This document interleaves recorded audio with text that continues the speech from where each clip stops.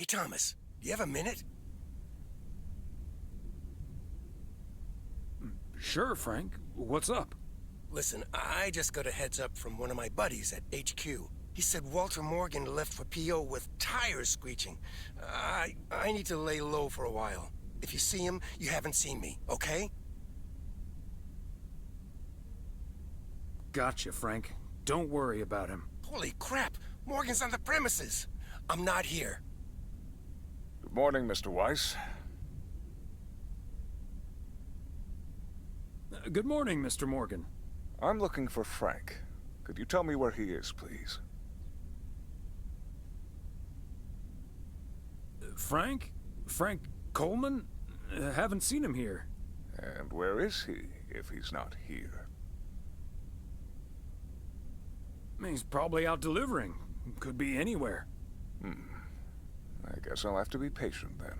We've received a report that a man with a mustache dressed in a light blue shirt was offering illegal fireworks to people in the postal office parking lot. If that man is Frank, and I'm sure it is, then that's strike 3 for Mr. Coleman. Please tell him I'm looking for him. Have a good day. Is he gone? Yes, Frank. Holy crap, that was a close call. Thanks so much, Thomas. I guess Frank Coleman's going into hiding for a while.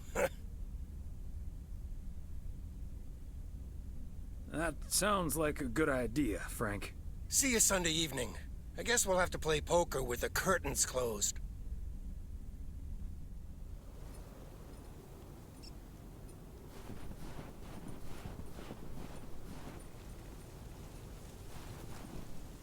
Happy Saturday, everyone. Get ready for a pet peeve from Joseph.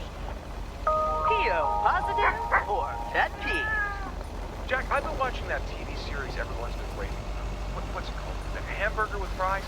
I expected a charming sitcom like Bon Appetit, but instead got treated to a lousy mix of mediocre puns and gratuitous violence.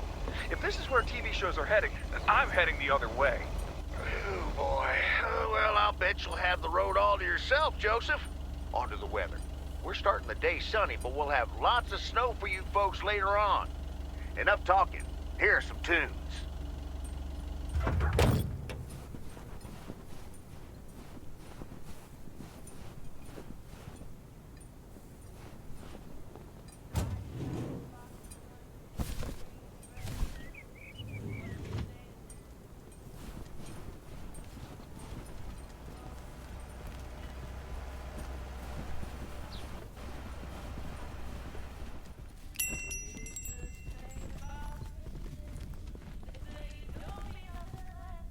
Ah, there you are. Could you bring this box over to the diner?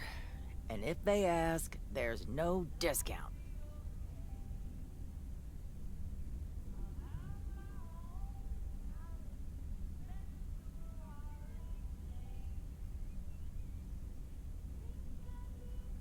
Sure, why not? Thanks. And remember, no discount. That's not my business. Just going to drop off the box.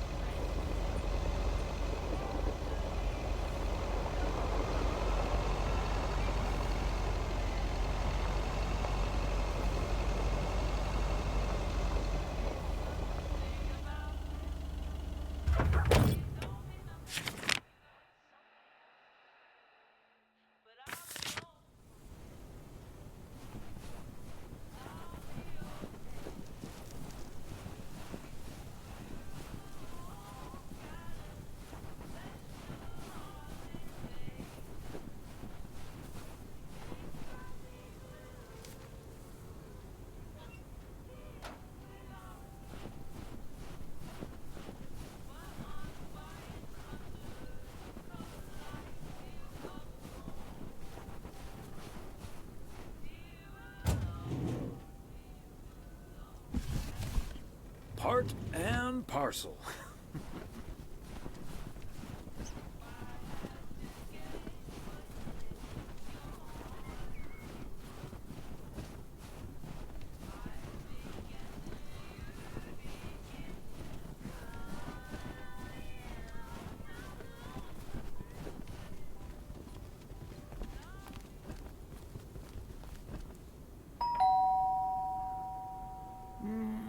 Nobody's home.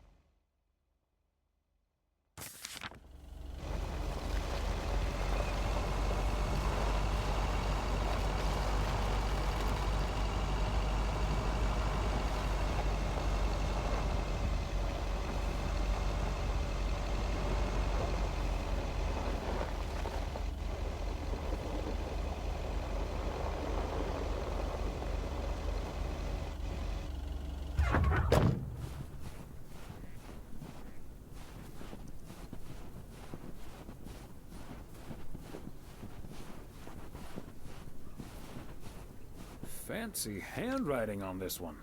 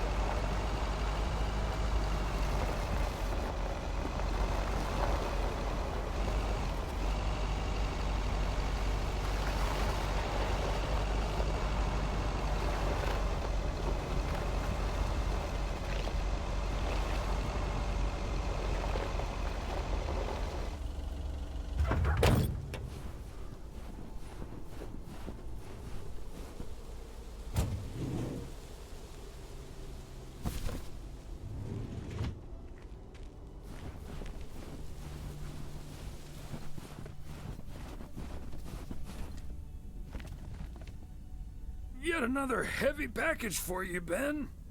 Let me take that off your hands, Thomas. You know I feel guilty enough as it is.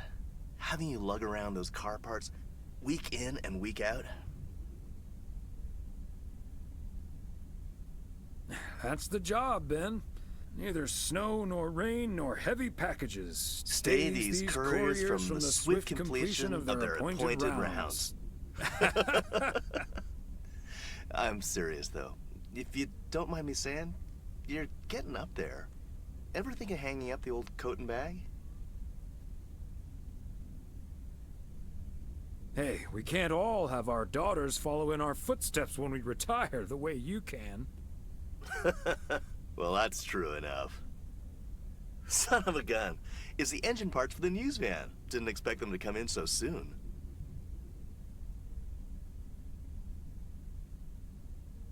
No, that's great. Now they'll be able to roam around PO for their report. Yep. With any luck, that thing will be up and running before the end of the day. Hey, don't rush it, Ben. Remember, you're getting up there yourself. Yeah. Now get going, you old-timer.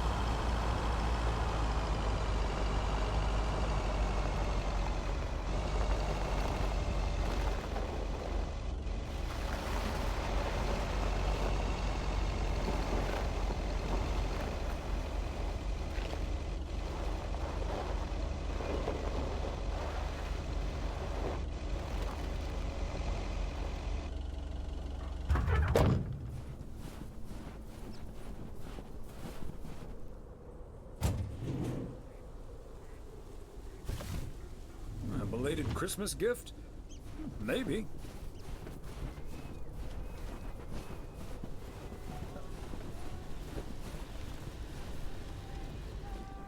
Hi, Thomas. Oh, please tell me that's a big box full of snacks from the general store?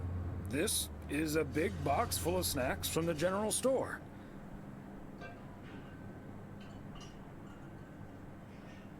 Delivered to you free of charge. You're a doll, Thomas. Did Nancy Carlisle mention anything about a discount?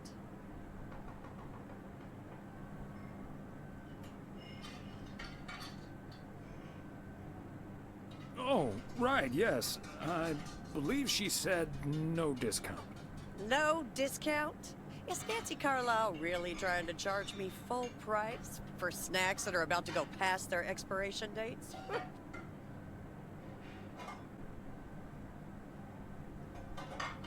Yikes, that would be pretty sad.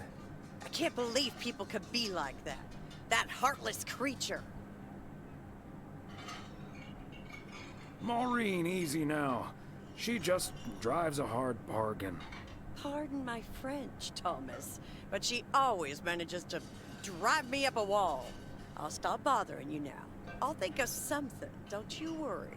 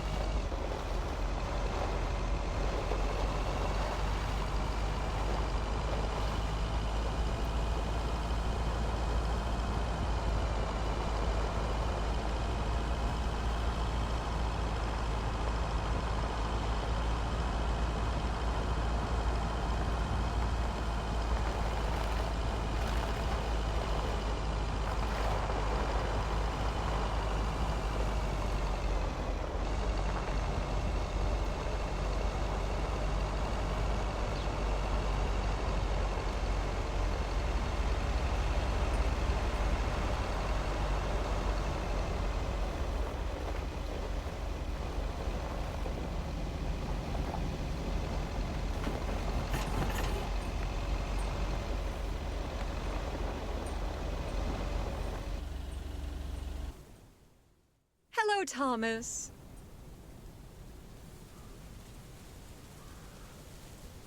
Beth, what on earth are you doing out here? It's freezing. So it is. I just saw you pull up and I have a request, so I thought I'd quickly pop out here. Sure thing. What can I do you for?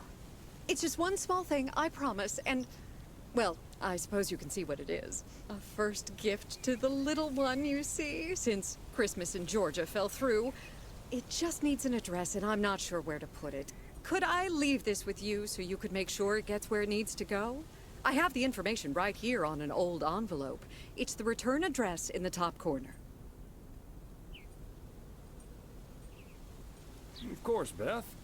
I can understand that labeling a package like this can seem daunting. Bears will do that to you. You're a real gentleman, Thomas. Thank you. I have a stack of returned holiday gifts that need sorting before I close. I've handled many a strange parcel in my day. Not to worry. I'll take care of it. Thank you, Thomas. Truly. I'll get the postage to you later, I promise. Oh, and please tell Emily I have a great idea for this Sunday's girls' night. It's a surprise. Bye now. Sure. Enjoy the rest of your day.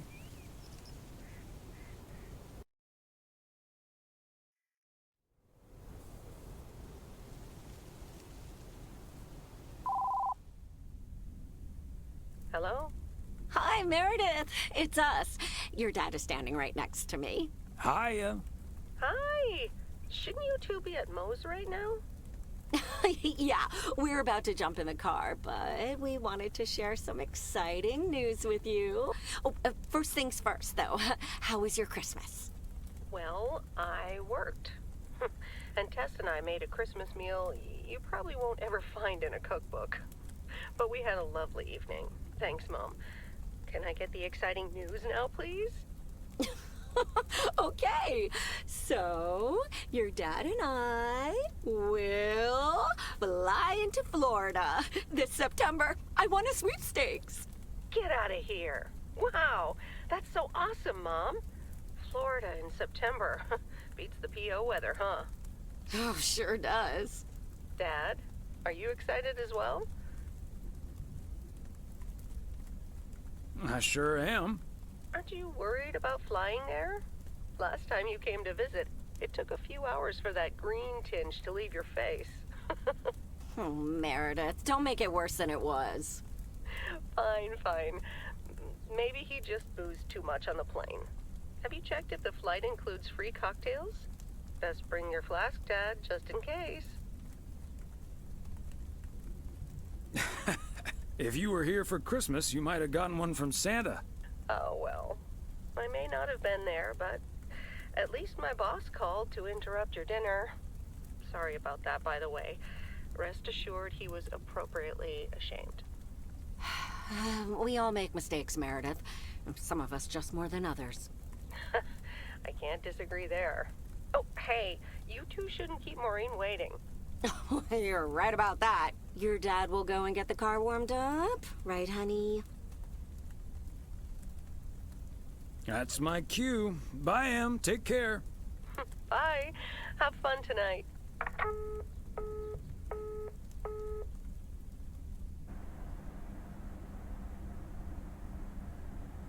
Thanks for getting the car all toasty for us, honey. You're very welcome, dear. It's my pleasure. We've been doing this for decades now. And I've never stopped looking forward to spending my Saturday evening here with you.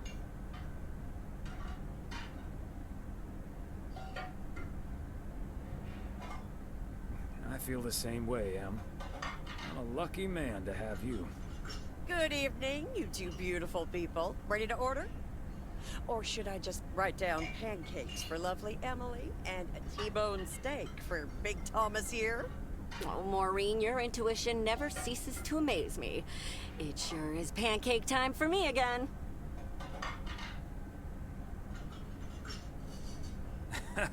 Big Thomas would very much like that, Maureen. Thanks. You got it. Be right back, folks. Ashley, it's pancake time. And get the steaks out! This will never get old. But Beth making surprise plans and this Florida trip landing in our lap got me thinking a little bit. If we're getting close to being able to do whatever we feel like doing, does that mean we should stay in PO forever?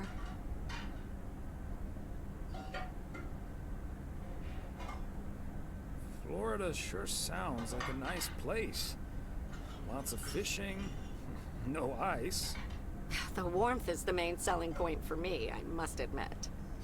And it's not like your arthritis will stop acting up in weather like this.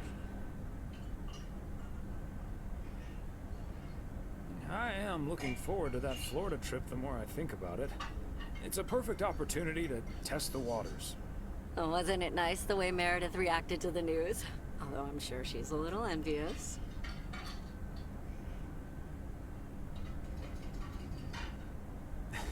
Yeah. When's the last time she had a few days off and left the big smoke? Okay, folks, while Ashley's busy in the kitchen, it's time to fill Mo in on a few details.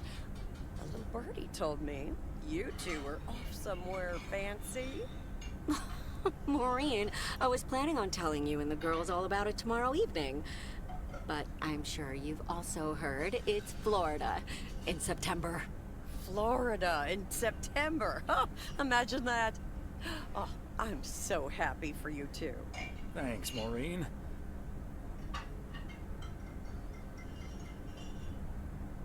You know even more about the goings-on in PO than the mailman. Not by choice, mind you. I can't help the people want to get things off their chest every now and then. And I'm sure you don't mind carrying the heavy burden one bit. Don't mind it at all. I also heard a few other things, and I don't want to worry you, but I heard that a certain Walter Morgan will probably not be very lenient with holiday requests from the postal office employees. Would he really get in the way of our Florida trip? If Walter Morgan gets in the way of that, I'll get in his way. I don't think I'm supposed to actually run a bar, but sure, all right. Oh, that means dinner's almost ready. Be right back, folks. See, things like this, they bother me sometimes. Maureen's a sweetheart, but it's almost impossible to have a private life here. That sure is true.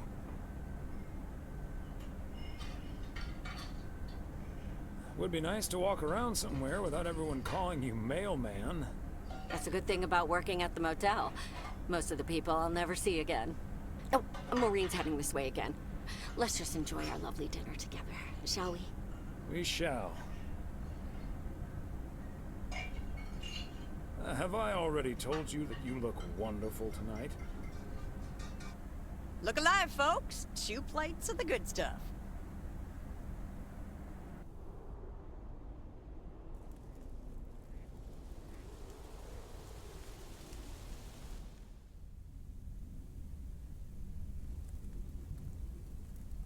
Oh, Thomas, my dear, sweet husband. I know that tone. You've got a chore for me, don't you, Em? Yes, I'm sorry to ask this of you on your Sunday off, but... Okay, Em. What needs doing? The motel called, and, well, the TV crew would very much like to rent some movies from the Flick Shack today. But I couldn't just let poor little Angie ferry them over in this weather, so... So you promised them I'd do it? Bingo! Would you, dear? Pretty please. Of course, Em. You've been so busy lately. It'll be my pleasure. Oh, thank you so much, darling. Tell you what, I'll make some extra tasty snacks for your poker night tonight. How's that? It's a deal. Thomas Weiss says I live and breathe. What in tarnation are you doing out and about in the mail truck on a Sunday?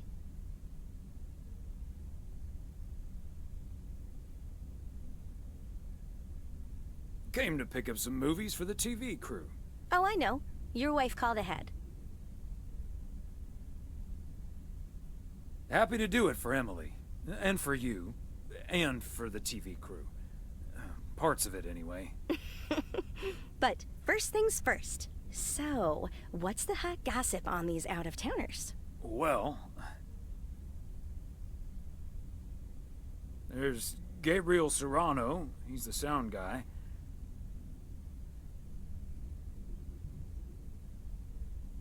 Nice guy. Full of vim and vigor. Sounds delightful. What about the rest? Ilsa Richter is their producer. Competent, sarcastic. She kind of reminds me of my daughter. Well, then I'd like to meet your daughter someday. Because Ilsa I've met. Came into the store yesterday asking about P.O. and whether I liked it here.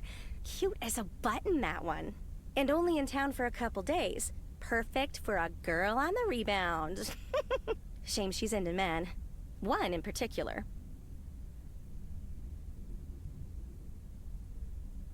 Are you sure? How do you figure? The way her eyes lit up when she mentioned that colleague of hers, Gabriel.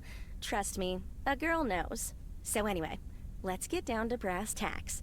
According to Emily, our intrepid reporters have 2 rooms equipped with VCRs between them. One for Connor Price, KNW6, and one for Ilsa Richter.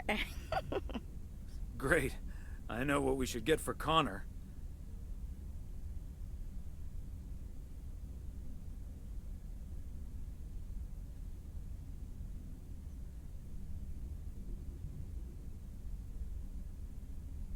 All the President's Men. That should give him some inspiration. Great idea. But Connor's already made his pick. Octopussy. It says it's James Bond's all-time high. I guess they forgot about that time he went to the moon. Fine by me. And what did Ilsa choose? That's where we come in. See, she wants us to pick the movie she'll be watching with her colleague, Gabriel. Thomas, she wants us to pick the movie she'll be watching with Gabriel. We can play matchmaker by picking something romantic. Got it. Exactly. Guide Cupid's arrows, so to speak. After all, 'tis the season.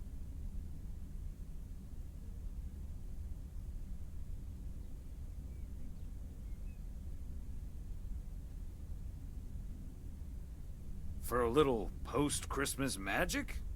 Maybe. You and Emily are regular customers, so you know what I have available. So, which film will it be?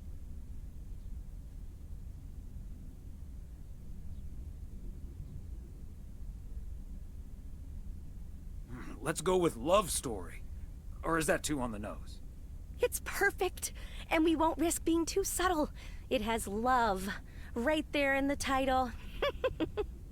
Great. Love Story it is. The dynamic duo of stupid Cupid strikes again. Although I suppose this is our first strike. Anyway, here's hoping that this is the start of a beautiful love story.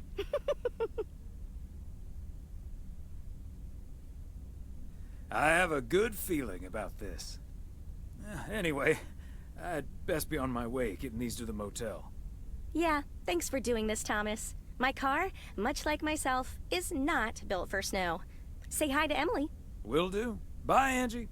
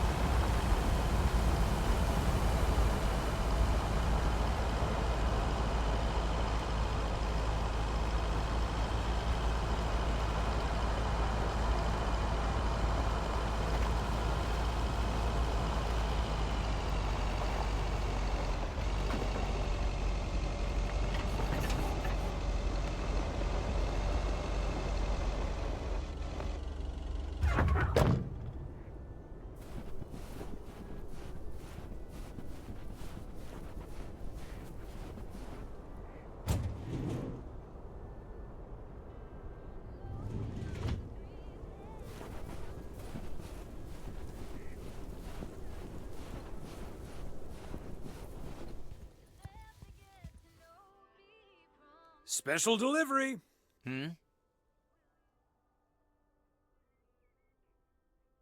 Movies from the Flick Shack.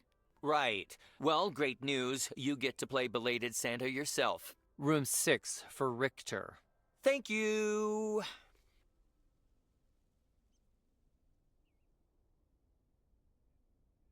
Yes, don't get up now. I'll take care of it.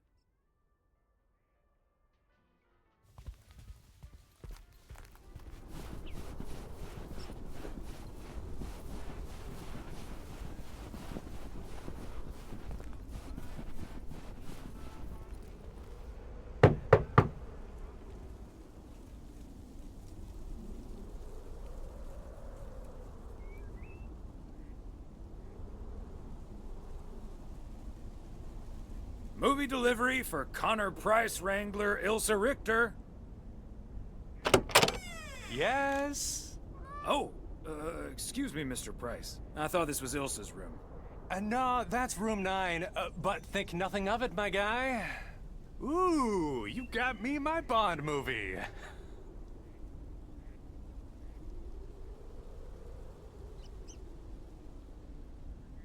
Here it is. Don't forget to be kind. Rewind. Love it.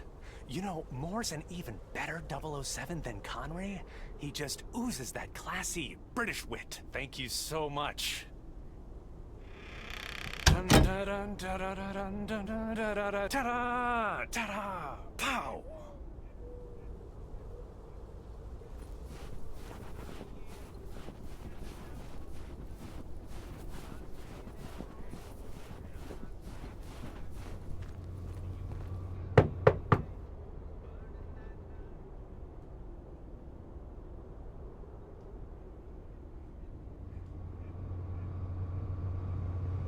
Movie delivery for Ilsa Richter. Yay! Good to see you, Thomas. So, what movie did you and Angie pick for me and Gabe? Here you go. Love story. Haven't seen this one. What's it about? Tennis?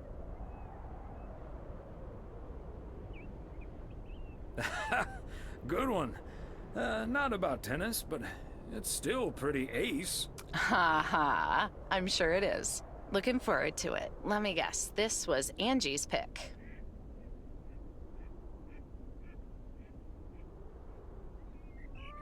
No, this was all me.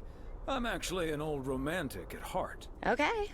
Well, color me curious. Hope it's age appropriate for big old puppy dogs. Oh, speaking of, on your way out, could you give a quick knock on Gabe's door, just so he'll know it's movie time? It's room number 2. Will do. Great. See ya.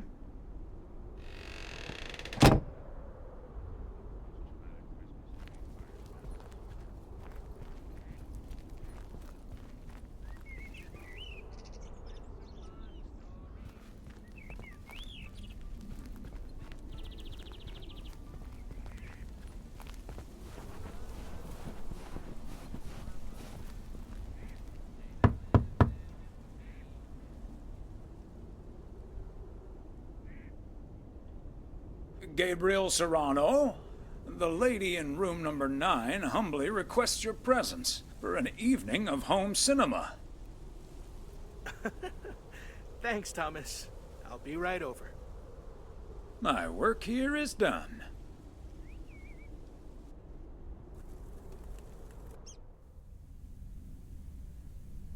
Okay, Ben. Question for you. Do you have that ace or not? You don't have to say yes or no. Just say anything. All I need to hear is one word from you to know if you're bluffing. Nothing? Not even a twitch or a blink? All right, I'll do the talking. I'm all in. Call. And he just instantly calls me. Great. I don't even need to see your hand. Well played, sir. Thanks, Jack. You got unlucky there. I don't know. I just don't have the patience for poker. You know, reading a poker book ain't gonna change that. Hey, Thomas? Why are the curtains closed, by the way? Last time I checked, home games are legal.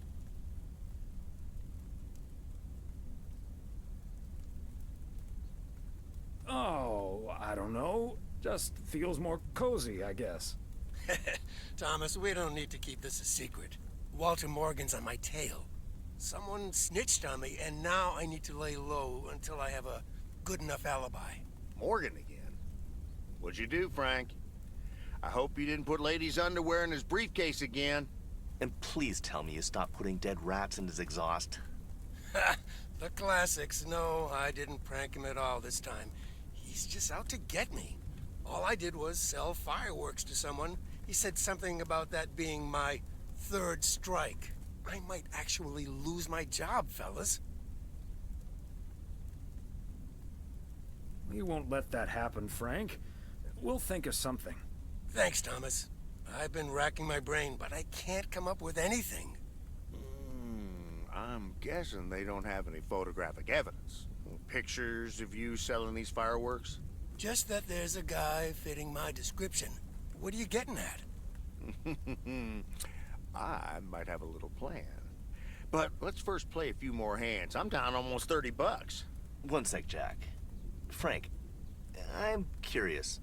We know Walter Morgan has a few reasons to dislike you, but why do you dislike him? I could tell you why, but it's not a pretty tale. And it better not leave this room, kitchen. Sure, Frank. My lips are sealed, for once. You know I'm no snitch, Frank. Thanks, boys. All right, so this one time back in the summer of '69, it was before I started working in P.O. There were a couple of pesky stray dogs wandering around HQ. I say pesky, but they never really hurt anyone. Just got a little excited if you walked past them eating a sandwich or whatever. Can't blame them, huh? They were hungry, even though I fed them every now and then. Morgan found out, of course, and after one complaint too many, he took matters into his own hands, or should I say, feet. He lured a couple of them behind his car, and before I knew what was going on, it was too late. I heard a loud and gut-wrenching howl. I saw two dogs run away, and Smokey, my favorite one, limped after them. It's the last time I ever saw those sweet dogs. Then Walter Morgan looked me straight in the eye with a smug grin on his face, and he said, "This is how you do a proper job, Frank." I can still see that grin when I close my eyes. Okay, that does it. Walter Morgan is now on my eternal shit list, and I'll make sure the rest of P.O. knows about it.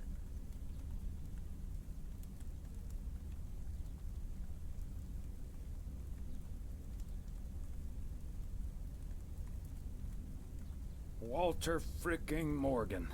Your pranks were way too soft, Frank. We need to take it to the next level. What a despicable human being. I can't believe he did that. Well, he didn't. I was joking, of course. I don't really have a good reason for disliking Walter Morgan.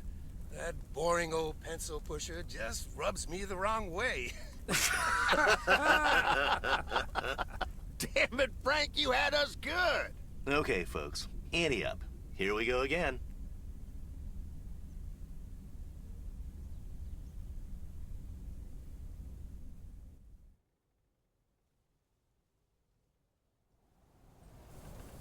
Psst, Thomas, over here. Hey, Frank. Thanks for filling up the dumpster. I wish that was all I was doing here. I'm trying to stay out of sight. Looks like Morgan will be at the post office all day. Listen up. Jack and I cooked up a little plan. I'm sure Morgan will be gone soon. But I gotta get out of here now. You haven't seen me.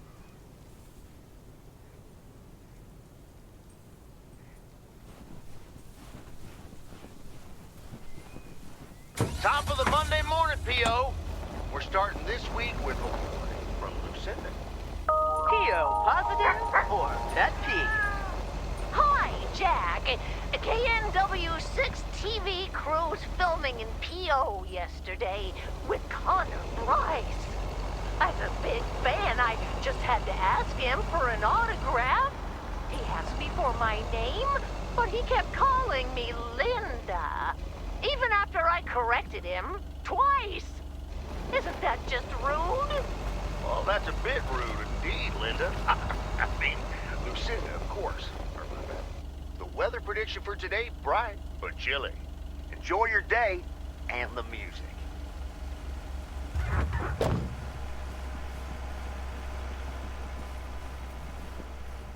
Another satisfied customer. Unless it's Bill's.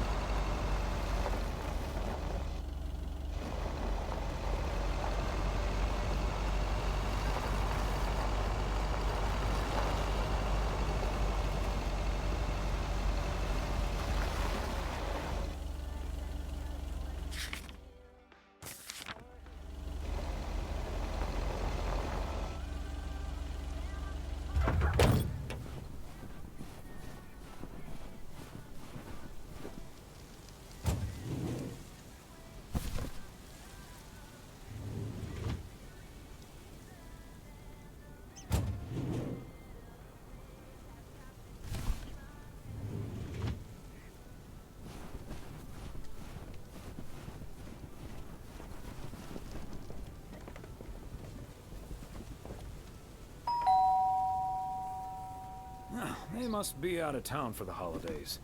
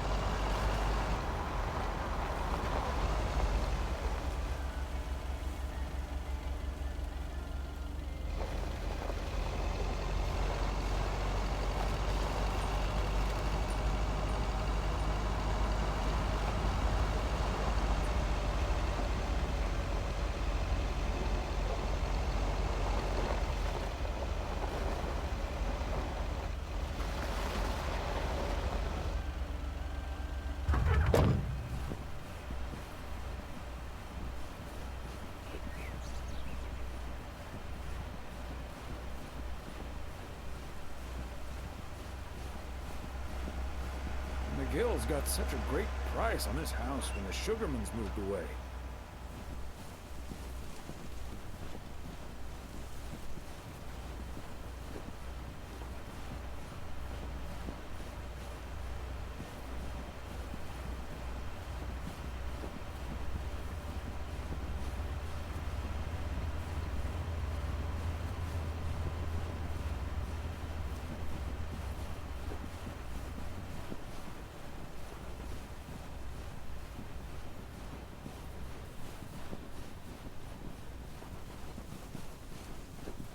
There we go.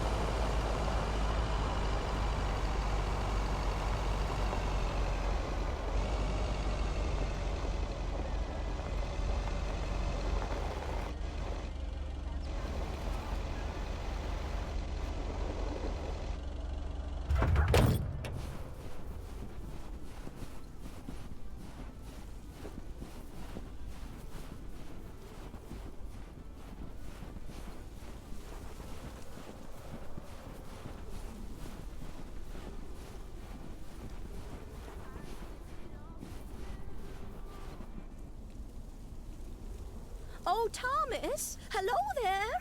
Could you be a sweetheart and bring that over to me? Of course. Oh, careful now. Robert cleared most of the snow, but it's still a bit slippery. Thank you so much. If only I still had the balance and agility of my feline friends. Oh, and good day to you, of course.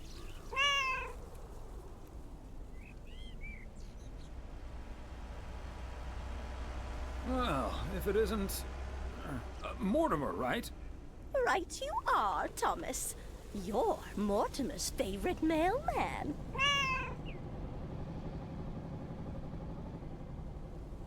Oh, the feeling's mutual. You're my favorite cat, Mort. Immer. Right, Mortimer. So, what do you have for me today, Thomas? Just a letter. Let's see.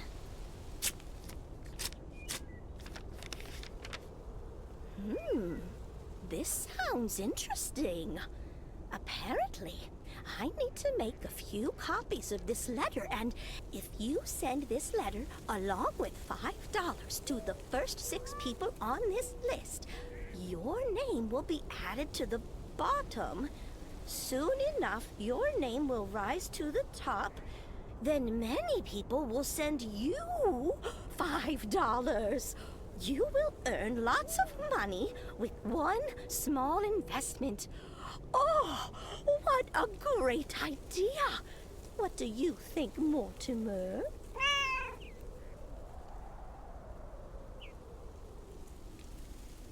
Mildred, that's a classic chain letter scam.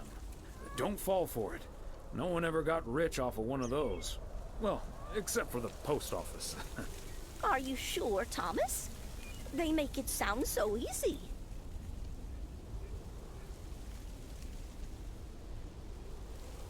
Trust me on this, Mildred. If you've seen one pyramid scheme, you've seen them all. $30 is quite a bit of money. I'll think about it. You do that, Mildred. See you at Moe's tomorrow night? Probably. Bye, dear.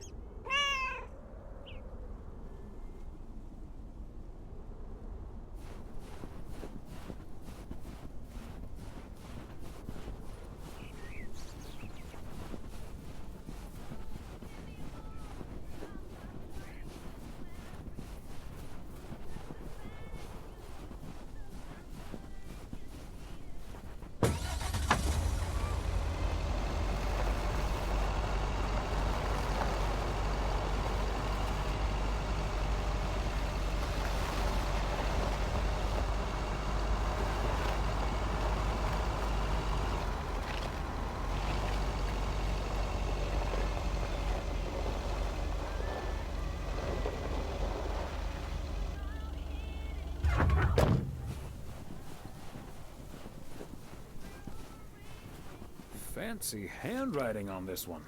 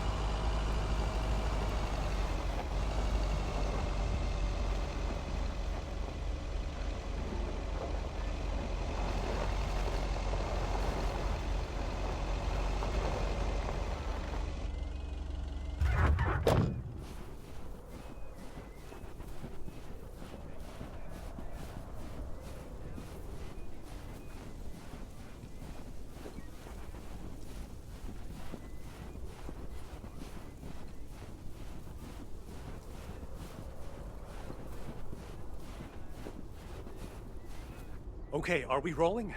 We're rolling. We're rolling. Okay, let's get this in one. I'm freezing my ass off. When Chekhov saw the long winter, he saw a winter bleak and dark and bereft of hope. Yet we know that winter is just another step in the cycle of life. In the summer months, this lake is bustling with activity. As the local fishermen cast their rods, the tourists plunk down hard-earned cash to rent a boat and spend a delightful sun-soaked day on the water. Not so during this particularly harsh winter, however. Now the watery heart of Providence Oaks finds itself completely frozen over. No, that won't do as an analogy, because now we're sort of implying that residents have grown cold-hearted during the winter. Doesn't work, doesn't scan. Yeah. And what was with that Chekhov stuff? I don't get it. Chekhov? Like from Star Trek? All right. Let's try something else. Hey, wait a minute, Mr. Postman. How's it going? Hi, Mr. Price. Did you enjoy the movie last night? Hey, listen, how about I ask you a couple of questions on camera? Just simple stuff about the town. Sure, I'd be happy to. Great. Just move over here. Are we both in the shot? Yeah, that's fine. This'll be great. The lake as a backdrop. Perfect. Let's go. All right. This is... His name is Thomas Weiss. I knew that. Thomas and I go way back. As the local mailman for truly countless years, Thomas Weiss knows Providence Oaks like he knows the back of his own hand. So, Mr. Weiss, how would you characterize this small, cold town and its warm inhabitants? That's easy, Connor.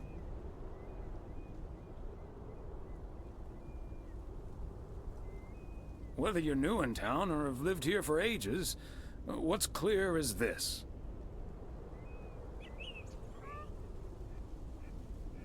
This gorgeous little lake town of ours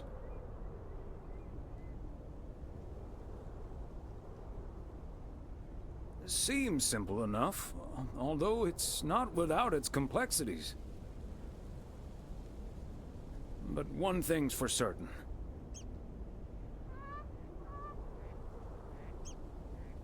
Anyone who's ever seen the views from atop the mighty watchtower knows. This is the most beautiful place imaginable.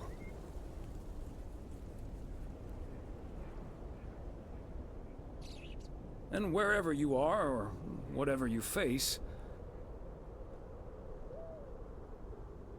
here, a goodbye never has to be a farewell. And cut. That's so sweet, Thomas Weiss. Completely unusable, but sweet. I know I've got goosebumps. Yeah, that went well, kind of. Now, let's scout out the establishing shots at the far end of the pier. Let's go, Connor. Aye, Captain. Gabe, you can take 5. My advice would be to take those 5 in the van, to reduce the risk of any further ass freezing off incidents. Noted. Thanks, Ilsa.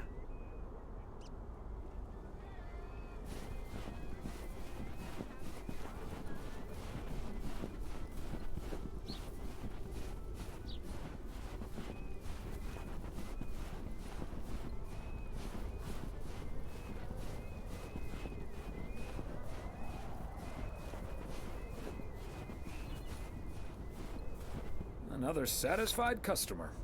Unless it's Bill's.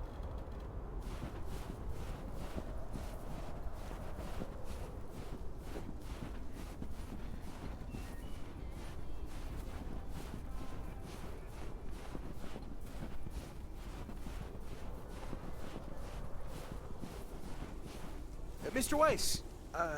Thomas, sir. Hi, Gabriel. What's up?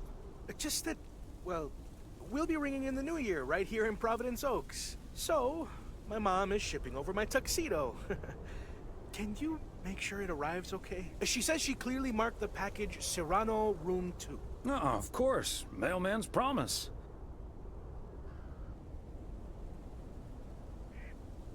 So, how did you and Ilsa like the movie? Oh man, it was beautiful. Heavy stuff though. At the end, Ilsa totally had tears in her eyes. And well, so did I. There is something else I wanted to ask you about. I guess I'm curious. How did you, like, woo your wife? It's pretty simple and cliched. She's my high school sweetheart. I took her to the fairy tale dance. We snuck off to smooch under the bleachers, and the rest is ancient history. But I'm guessing that doesn't help you with what you really want to know.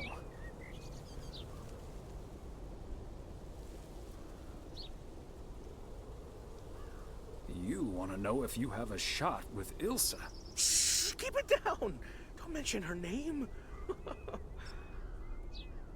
But yeah, I'm terrible at that kind of stuff. It's just, you seem like a wise man. I'd really appreciate your advice. Well, okay then. My advice is to go for it. You like her a lot, and it's pretty obvious that the feeling's mutual. Wow. And is that your definitive judgment?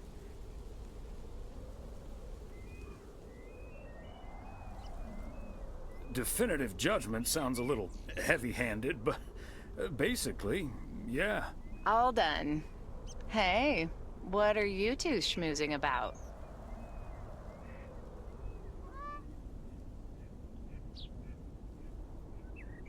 Oh, we were discussing the delivery of Gabriel's New Year's Eve attire.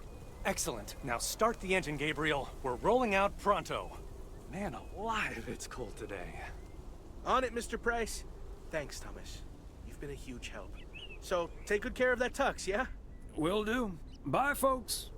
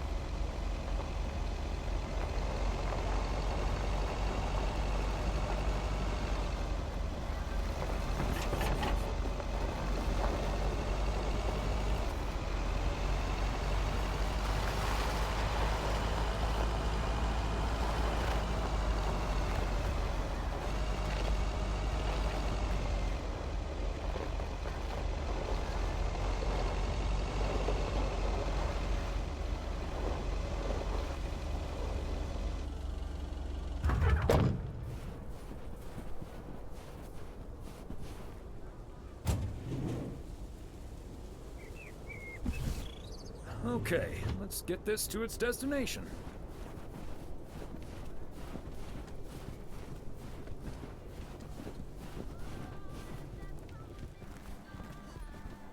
Hi there, ladies.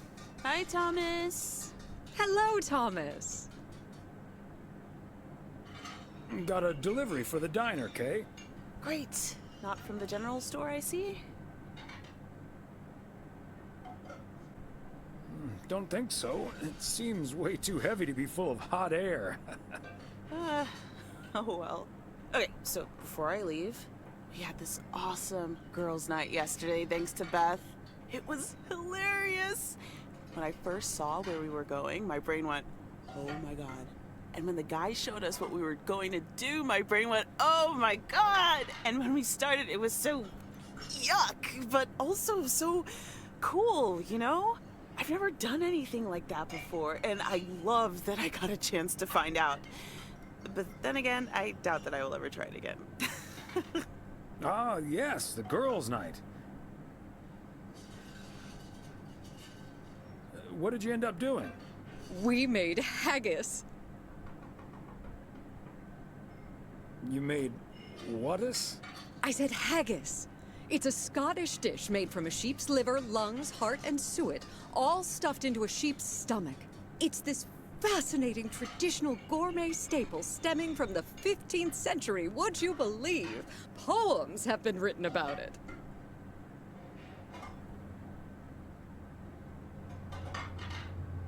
Meat on top of meat? Sign me up. I have some leftover from last night, if you're interested. It was so gross. I'll have nightmares about zombie sheep for weeks. Bleh. Okay, hate to leave you two, but I really have to sort out this delivery ASAP. Or Maureen will go bananas. Talk soon. Thanks again for the great evening, Beth. Bye. Bye, Kay. Well, now, I really should get back to the grind as well. Those New Year's price reductions aren't going to fix themselves.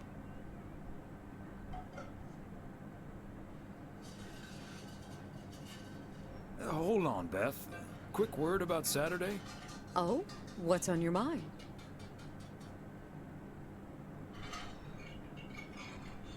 Is everything okay?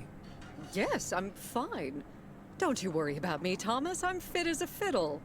Now, if that's all, I really need to get back to the bookstore.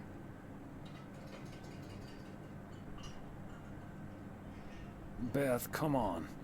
You have been acting a bit strange lately. What do you mean?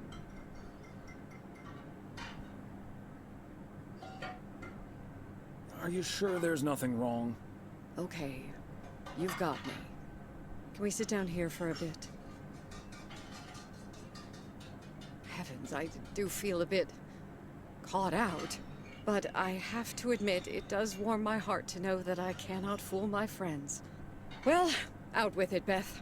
You see, it's my eyes, Thomas. I have glaucoma, which means my optic nerve is deteriorating. I found out a few months ago.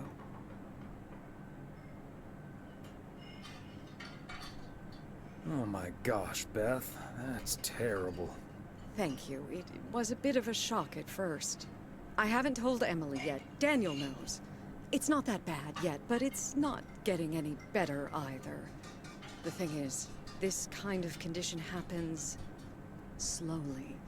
And I haven't been the fastest in getting it treated, but they can stabilize it. That's why I wasn't able to fix the parcel on my own last Saturday. And that's why I'm starting to miss a few details here and there when I'm in the store. Or asking for peas instead of beans at Christmas dinner with all of my friends of all places.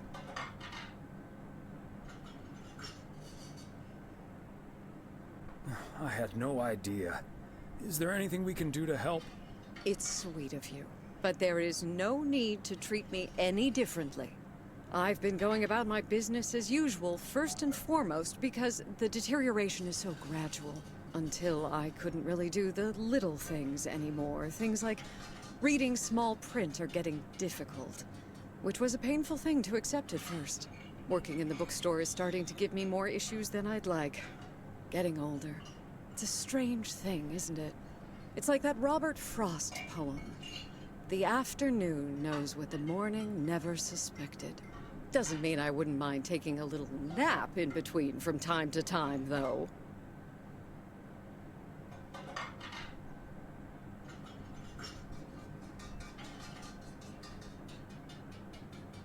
When will you tell Emily? I can't honestly keep something like this from her. And she's your best friend. I'm sure she'd love to be there for you. I'll tell Emily tonight, I promise. She'll probably be a bit shocked, but she'll understand.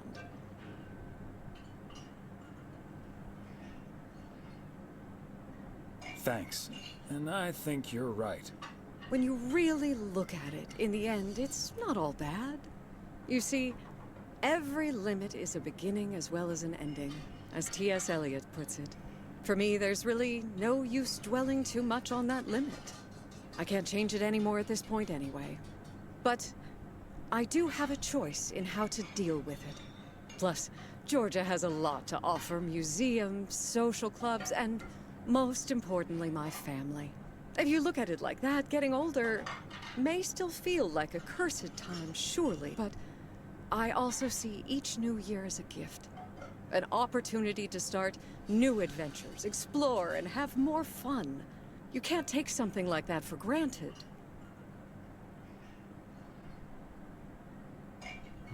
I like that mindset. I had a feeling you'd understand. Hey, I'd make a pretty poor friend if I didn't. Well, I guess I really should be going now. Thank you once again, Thomas. I do feel better now that it's out. You're a good friend.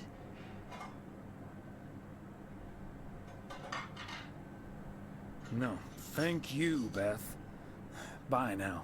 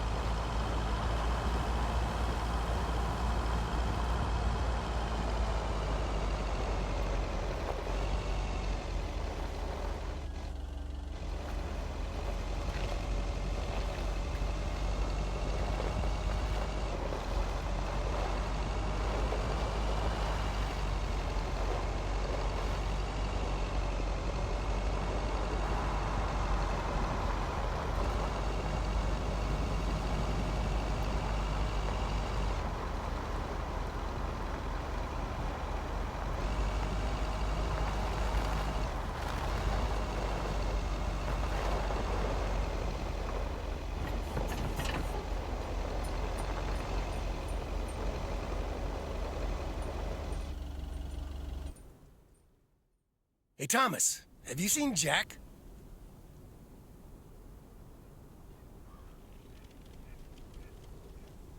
Nope, I haven't, Frank. How did it go with Morgan? Didn't happen, yet. But I need Jack to pull it off. I'm a sitting duck right now. I'm toast if Morgan suddenly shows up.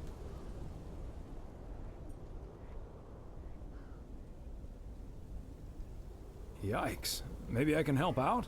Good afternoon, gentlemen. Sorry for interrupting your conversation. Mr. Coleman, I see you've managed to be present at the job position you're currently holding. I think it's time you and I had a little chat inside the office. Mr. Morgan, it's so good to see you again. A little chat sounds wonderful. But I'm afraid there's an extremely urgent parcel I have to deliver right now. So stay put, and I'll be back in about 30 minutes. You can stay right here, Frank. I'm sure Mr. Weiss would be happy to deliver that package for you. Right, Thomas?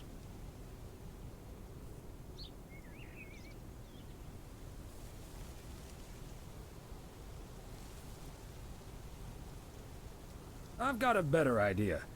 Let's just go to Moe's, have a few beers, and talk it all over like adults. Excuse me, sir? Hi. Hello. I heard you were looking for a guy in a light blue shirt with a mustache to purchase illegal fireworks in the parking lot of the post office? Well, you found him. Illegal fireworks? Who do you think I am? Sir, you don't have to keep your guard up. Frank and Thomas here both know me very well, and I'm sure they won't tell a soul about what you're doing right now. So, what will it be? I've got rockets, Roman candles, fountains, sparklers. I even have barrages that'll give you a fireworks extravaganza that you won't ever forget. I think there must be a misunderstanding here. Please, don't put Mr. Morgan in this position. If people walk by and see this, they might snitch on him and get him into trouble. He could even lose his job over this.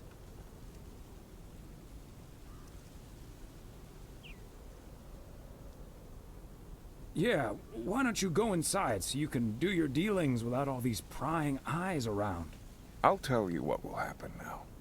I'm going to get in my car, start the engine, drive home, and pretend I did not just spend 3 days in Providence Oaks for absolutely nothing. Sir, if you take a left at the deer statue, you'll eventually pass my barn, and I can fill your trunk there in just 1 minute. Do you have cash on hand? Gentlemen, I'll be back next year. Frank Coleman, your luck will run out one day. I wouldn't bet on it. Tally-ho, Morgan.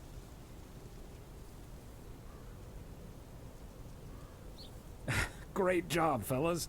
Morgan will be cursing all the way home. If you can't stand the heat, stay out of the kitchen. Thanks, guys. I owe you one.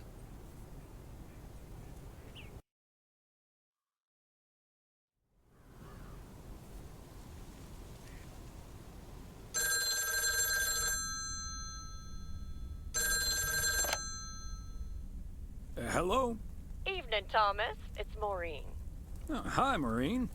If you're looking for Emily, she's at the motel right now. I was actually looking for you, Thomas. I don't know what to do with this Nancy situation. I get so worked up just thinking about it. And that usually gets in the way of doing the right thing, you know? I need to talk to someone who's a bit more emotionally detached from the situation.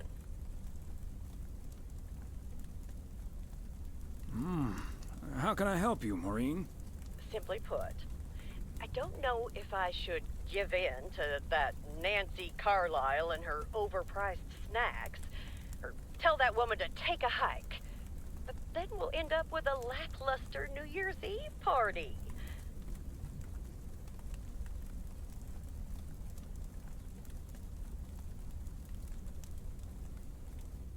The horror of a New Year's Eve party without a decent snack selection. That's not a difficult choice for me. So you're saying I should go against all my principles just because of some snacks?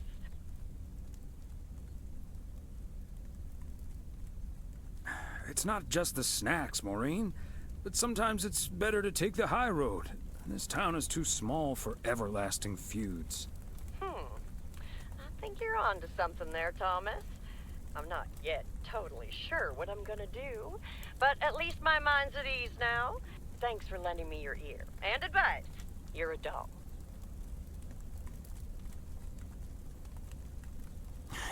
It takes one to know one, Maureen.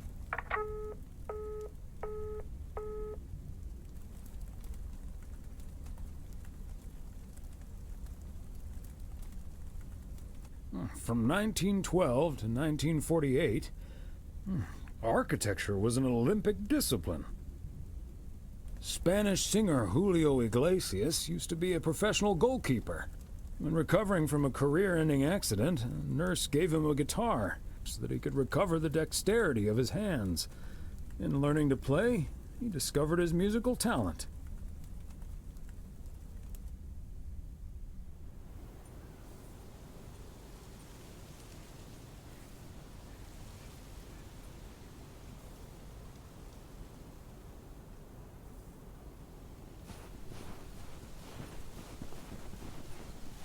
Good morning, P.O. I'm starting today with the weather forecast. It will be bright and beautiful. Which brings us to the last P.O. positive or pet peeve of the year. It's one from yours truly, who'd like to end 1985 on a positive note. P.O. positive or pet peeve? We all know P.O. is the best place. And it's, of course, all because of the people living here. And by people, I mean most of the people. The majority. More than half in any case. So, thank you for that. Now let's keep it up. I've got a feeling 1986 will be a special year, and I can't wait for it to roll on. Stay safe out there today and tonight. Have a good one. Cheers. Back to the music.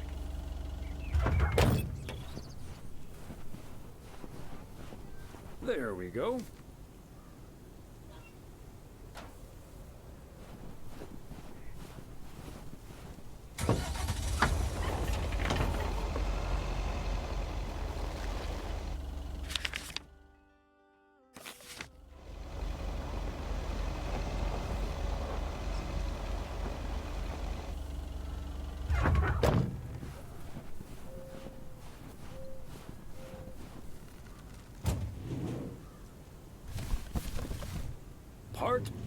and parcel.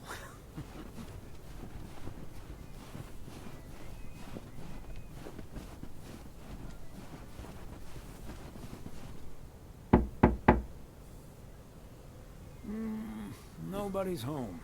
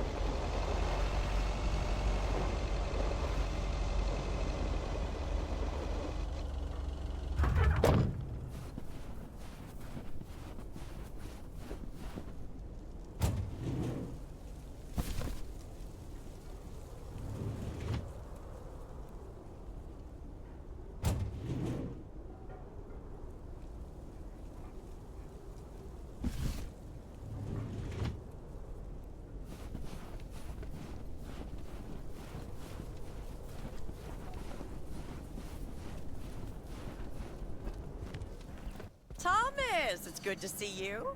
Thanks again for the little chat we had yesterday evening. Don't mention it, Maureen. Was glad to help. I think I've made the right decision. But I guess some situations don't have a perfect solution. You'll find out tonight, Thomas. We'll have a grand old time regardless.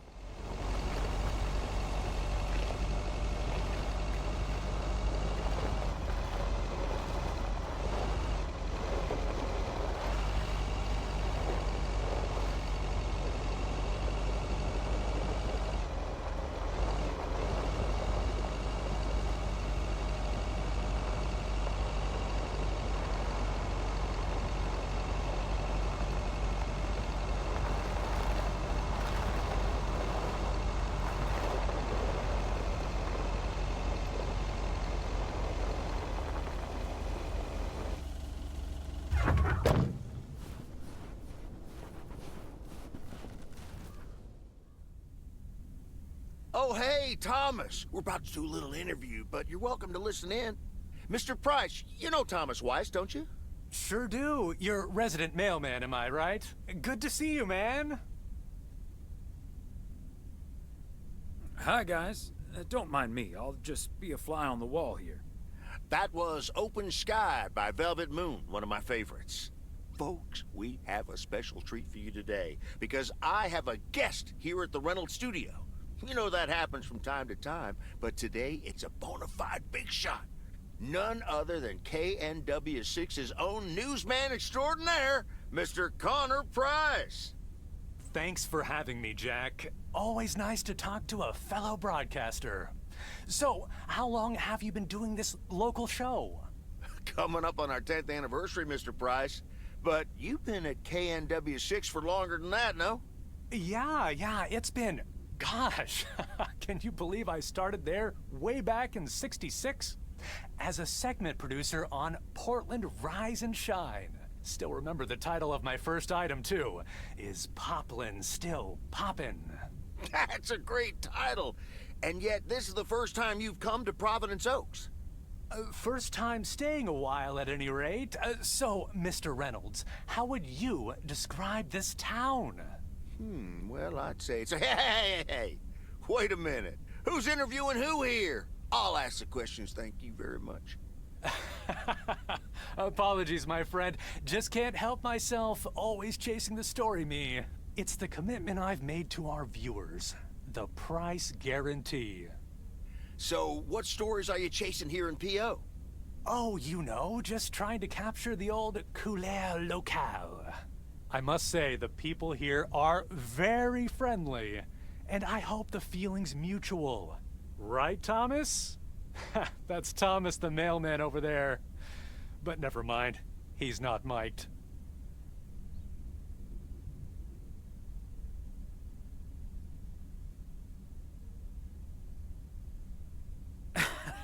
Yes, and no, I'm not. You don't say. Because we happen to have a little section called P.O. Positive or Pet Peeve. You might have heard of it? Can't say I have, but I do like the alliteration. Well, Lucinda Boyle called in a pet peeve yesterday, saying you were quite rude to her when she asked you for an autograph. Well, I'm sure that was a misunderstanding. See, I must have been on a really tight schedule, because otherwise I'd do anything for a fan. That's... The price guarantee, right? Sure. Anyway, we'll be back with Connor Price, KNW 6-star reporter, right after this. What the hell, Jack? Ambushing me like that live on air? Relax, just joshing you a little. But I'll let you plug the heck out of this Oregon Trail thing you're filming. How's that? We'll make sure everyone in town fully cooperates with your crew in the home stretch. Aha, well, speaking of the home stretch, I better get back to my job as a serious broadcaster. It's been real, pal. Can you believe this guy? Sheesh.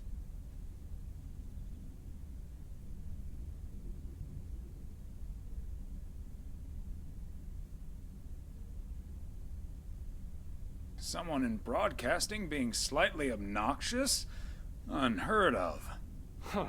That's the thanks I get for stopping by amateur hour. Sorry you had to witness that, Thomas. Made for good radio, though, while it lasted anyway. I'll see you at Moe's tonight, yeah? You don't want to miss what Frank's been cooking up.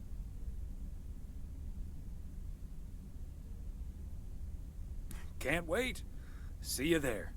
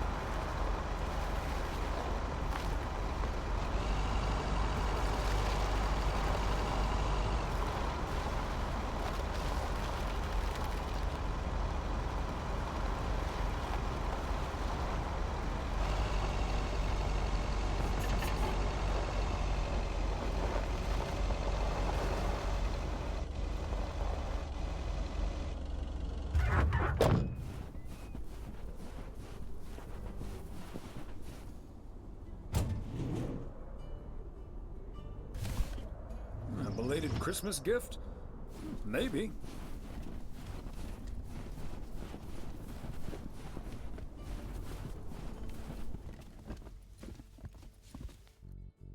I should have a new booking system ready in a few weeks.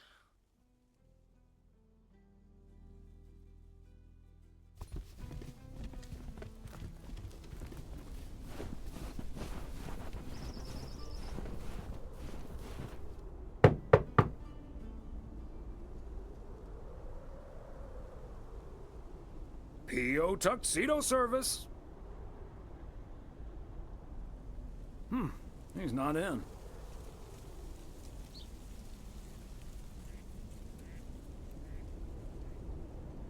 I should probably leave it with Ilsa then. Room 9.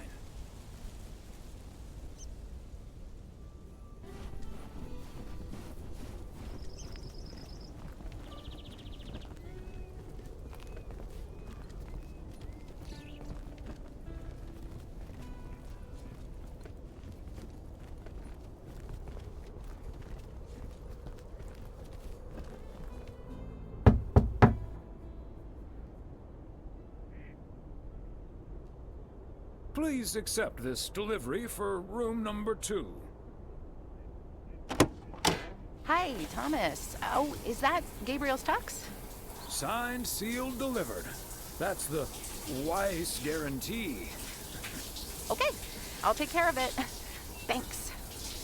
Right then, I'll... Feeling fine, feeling strong. It won't take long. Ooh, when I use my witchcraft. Ooh, when I use my witchcraft. Ooh, yeah.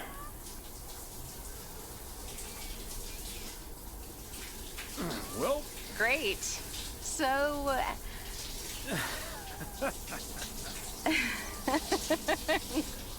See you tonight at the diner.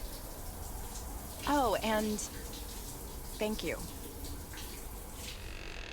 My pleasure, Ilsa.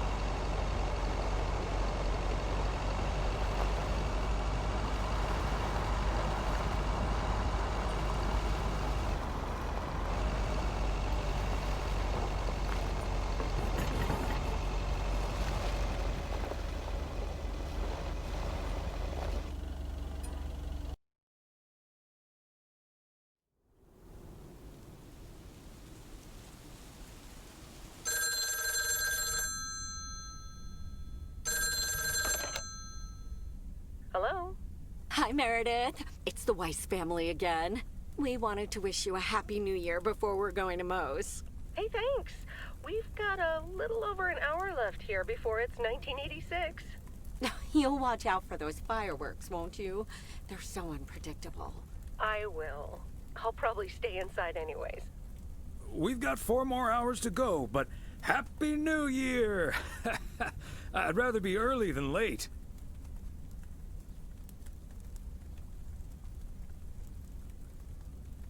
Are you going anywhere to celebrate? Thanks, Dad. We're all a bit drained after making the deadline. Some guys from the office were going to do a ER Kung Fu tournament, but I didn't feel like it. A Kung Fu tournament? On New Year's Eve? Yes, Mom, it's a video game. But Tess and I are going to watch Trading Places instead at my place. I think that New Year's Eve is overrated anyway. People seem to think it must be the best night of the year, but all you usually get is a lot of drama and a solid hangover. My New Year's resolution was not to make a big deal out of New Year's Eve anymore. And it looks like I'm not going to break it. But don't let that ruin your evening.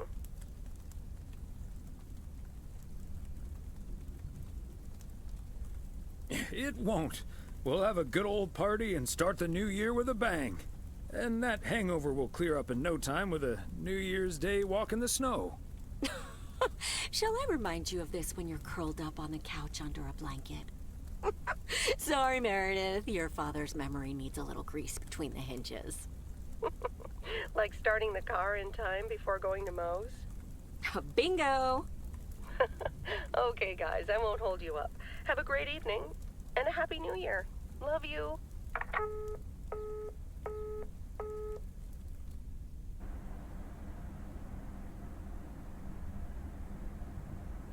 My beautiful people, may I have your attention for half a minute? First of all, welcome to Moe's. We're excited to celebrate the last few moments of 1985 together with you. It was quite an undertaking to host this New Year's Eve party, and a costly one at that. So, if you feel inclined to end the year on a generous note, you know where the tip jar is. We've got snacks and drinks aplenty. So I'm sure that even the grumpiest so-and-so will be able to have a great evening. Thank you all for coming. Cheers. Well, if it isn't my favorite KNW6 news team. In the flesh. Hi, Thomas. Nice tuxedo, Gabriel. Thank you. And thanks for making sure I got it. I put it on right after I got out of that shower. He toweled off first. Don't worry. There we go. Champagne for my real friends and real pain for my sham friends.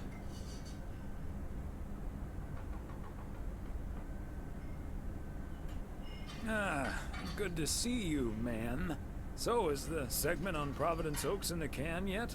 Almost, my friend. Still have to shoot the countdown to the new year. Hopefully that gives us the ending we need. I've been promised a spectacle. Easy on the alcohol there, Connor. We still need you on camera. Can't have you slurring your words. Slurring my words? Whatever do you mean, Ilsa? Quit fooling, you guys. It's getting close to midnight. Let's set up and get ready. Showtime. Okay, getting into character. See you on the flip side, mailman.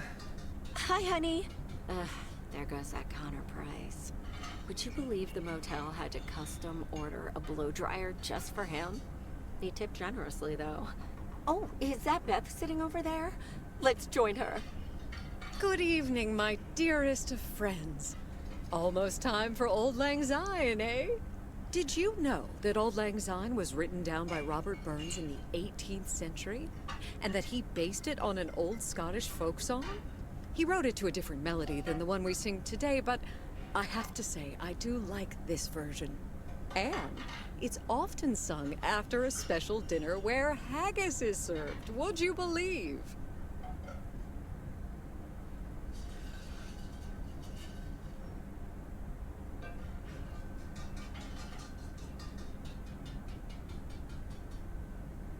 Honestly, Beth, I don't know how we'll get by without these fascinating facts when you're gone. Well, I will still be selling sets of encyclopedias at the store for a few more months if you need them. I'll cut you a nice deal. Only if you'll help load them into my truck. All joking aside, my friends, now that a new year is upon us, I feel a moment of thanks is in place. I know I've kept my situation from you for a while, but now that it's out in the open, I honestly don't know why I didn't share it with you sooner. Pride, I suppose. But I feel so much better now. So thank you, my friends. That's what we're here for. Glad we could be there for you, Beth. And thank you for opening us to it. We'll always be there for you. But you have to let us in first. I hope you'll remember that when you're in Georgia. Definitely. In fact, it's my new resolution for 1986. Along with letting go and seeing where life takes me. What about you, Emily? Any resolutions? Well, less work and more fun, I suppose. Now that this guy Matt is joining the motel, I am looking forward to a bit more quality time. What about you, honey?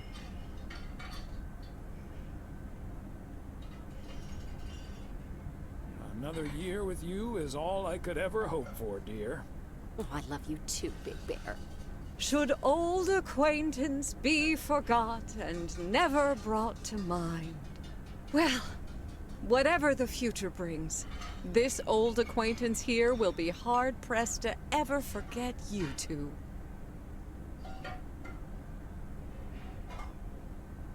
Same here, Beth. Absolutely. We wouldn't be able to forget you if we tried. Not that we tried, of course. And like you said at Christmas dinner, even if the reasons for change are sometimes out of our hands, let's focus on the new beginnings that come along with them. And what better time for new beginnings than New Year's Eve? Attention, folks! It's showtime! If you want to see the biggest fireworks show west of the Rocky Mountains, you better be standing outside in about 10 minutes.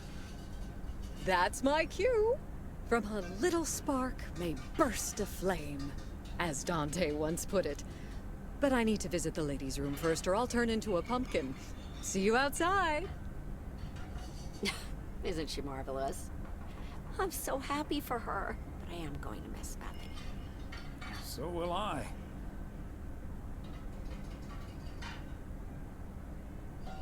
Seeing a parcel addressed to the bookstore always brightened my mood. It makes me feel a bit melancholic. Even more than I usually am on New Year's Eve. This odd feeling of looking back and forward at the same time, and now I'm doing that over a much longer period than just the coming and going of the year. I know what you mean, and there's nothing wrong with that. It's good to have something to look forward to. And we sure have something to look forward to, don't we? I guess that's what's most important in life. But let's enjoy the here and now instead. Our wise and beautiful daughter just taught us not to demand that this should be the best evening of the year.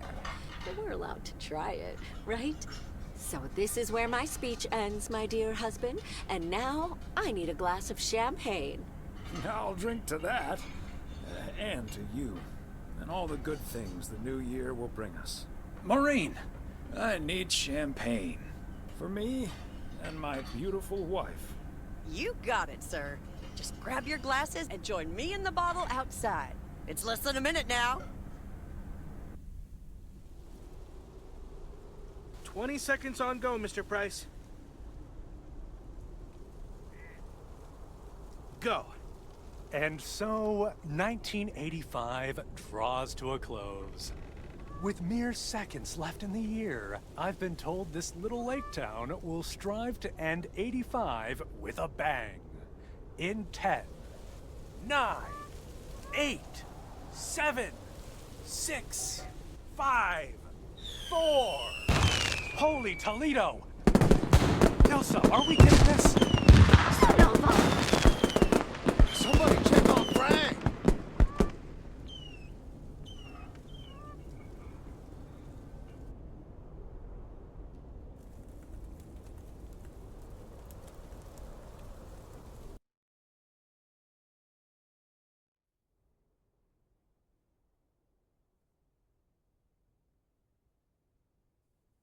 That sure sounds like a delicious eggnog recipe.